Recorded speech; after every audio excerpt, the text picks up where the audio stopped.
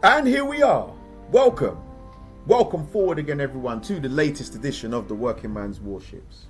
I'm your humble host, Jedi Gad, and we welcome you, whoever you may be, wherever you are in the globe, whatever time of the day or night it is where you are, and however you are tuning in, watching, and listening. Welcome all. So today, we are going to look at return on investment. Today's lesson is how you can gain the most amount of currency for the least amount of output. So for this, we're going to use the Monarch. It's been a while since we did a battleship game, so we're going to hop in one of those sneaky good battleships that often gets overlooked. And we're using John Fisher, who is a base commander. Save up your commander XP, you can get him in the store. But we need a guise. And to illustrate today's lesson, there is no one better. So we introduce to you for the first time on the channel, Mr. Scrooge, the quintessential British commander, and no one better to illustrate today's lesson. So our base trait is a furious temper. We are running Sims for those extra hit points. We're running Kedrov to get those guns turning quicker. We are not one for the nuisance. We are running gyrating drill bits. On second thought, we're a master mechanic. And we've got farsight, so we can see things from further away. The ship itself, we're running the Aiming Systems Mod 1. Damage Control System Mod 2. Target Acquisition System Mod 1. And the Anti-Aircraft Guns Mod 1. So as far as boosters go, we are as ever going to run Commander XP. We're going to run Global XP. This is a premium ship. And we are going to put a credit booster on it. Because Mr. Scrooge, as long as we get 60,000 credits, will give us a 50% boost. Okay? So, Monarch, Mr. Scrooge mission brief. We need to demonstrate now to everyone, to the audience, two things. First of all, we need to demonstrate how you can get the most amount of currency and a reward for the least amount of output. And we also need to demonstrate to the audience how the British go about their business in their battleships. So, we're on the Sleeping Giant. It's a domination game.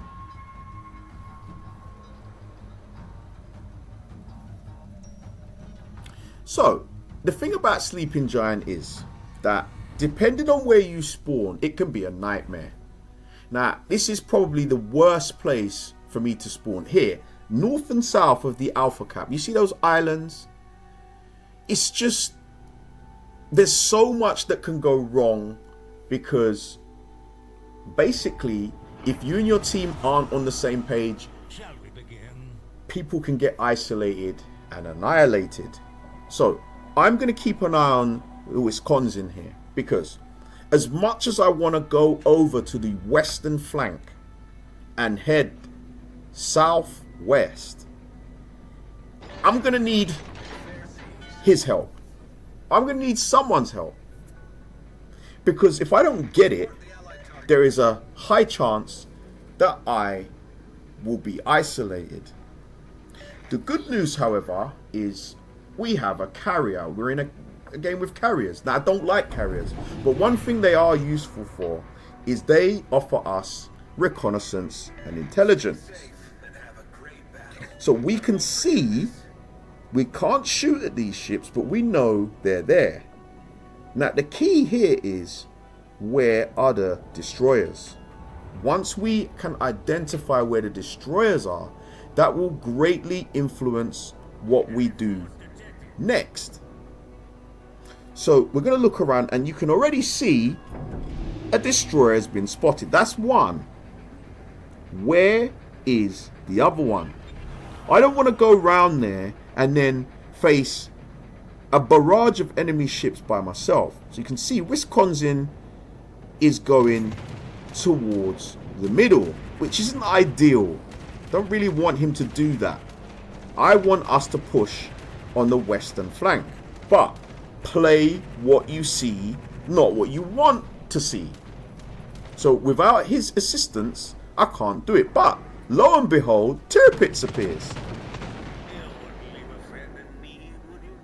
And Tirpitz is part of a division. So the fact that he's heading over here, I signal to him my intention. And he's on the same page. Always be courteous when a teammate responds to your instruction. So now I'm confident enough that I'm going to push out towards the western flank. I know that there's none of the destroyers here because I've seen them on the map. Did you see them too? Pay attention. Watch the mini-map. Now I can see a smoke screen over here. So I know it's not a destroyer. The only one it could be is the anchorage. Tirpitz is here and Wisconsin is looking like... He's looking like I could interest him in a push round the western flank. So it's time to go. I've made my mind up. Tirpitz is here and I'm pretty confident between myself and the Tirpitz we can get round here and make something happen. We don't have to worry about the destroyers. It's just this anchorage because that's all it can be. 2 destroyers are over the other side. This is the anchorage, there's no doubt.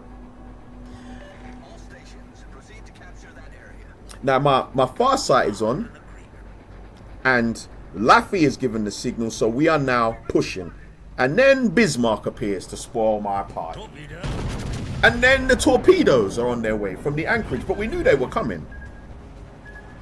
And then there's Victoria. Now we've got a problem. And you know when you get in them situations where you're rolling forward, it's like a prelude to agony. But it's like, I can't turn back now. What am I going to do? Turn around and expose my broadside? No. There is nothing else for it. Okay? In true British style, it is balls to the wall and we're going forward. Now, I understand and appreciate that there is a chance that I could also be going down here. But it is what it is. We're going to have to try and absorb the punishment from the anchorage and try and do as much damage as we can while simultaneously trying to slip into this base. I was going to say unscathed. We're not going to be unscathed, but how much energy can we preserve? So as you can see, we are the center of attention. There's nothing we can do, but we are ahead on the ship count now. So now, well, we were ahead, but we now have to try and push our way into the cap. Here come the torpedoes again, but again, we knew that the anchorage is in there. I've been expecting it, and the far sight right now is saving our backsides. So we're going to try and angle the ship away from any potential AP broadside damage and turn it around. Well, we're going to keep firing, but we want to get into the cap. Now you can see Wisconsin and Tirpitz followed. So thanks to them, we have managed to get our way into the base and avoid the most amount of damage to our broadside. Switch to AP and we're going to try and hit this anchorage along with the Tirpitz, and hopefully we will get the better of this exchange. The base is being captured at the same time. We get a shot off. We can see the other battle going on here. Not what we wanted, but we've got to slow the ship down so we don't hit this island, and then we slap up anchorage. We've gained another ship, and it is just possible that we might pull this off. Down goes anchorage, but we lose our battleship too, and we're just going to keep firing away in support while trying to heal up in the cap. Touchdown blue, and down goes the battleship. So now, torpedoes. We can't dodge everything. We can't. But forgive us this day our daily sins. We don't flood. And we're going to try and turn around and get out from behind this island. We've gained another ship, but the bases is still an issue. And you know what I say about the potential to lose from winning positions. So we're going to keep going. This aircraft carrier is starting to annoy me now, by the way. Just so you know. He's irritating, man. Aircraft carriers are just generally irritating. But this guy is being really irritating. The good news is the enemy Laffy is under pressure. In fact, he is not long for this world. And him being their last destroyer, he may well represent their last chance at winning it. But the problem for him is he's fish fry, because there's no way he's going to escape this much ordnance coming his way. He will go down, and we nearly.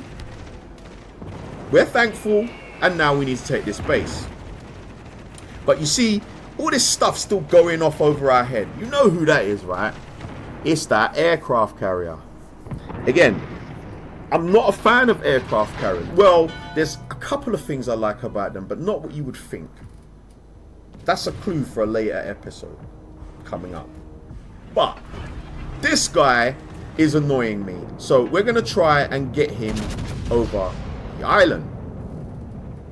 He's just sitting there hiding and dropping stuff, and we do give him a pretty good slap. Now into the base we go. He's dropping. Now he does a drop here, right? And I'm still wondering how he did this. So you see that drop there? We're going to have to eat it.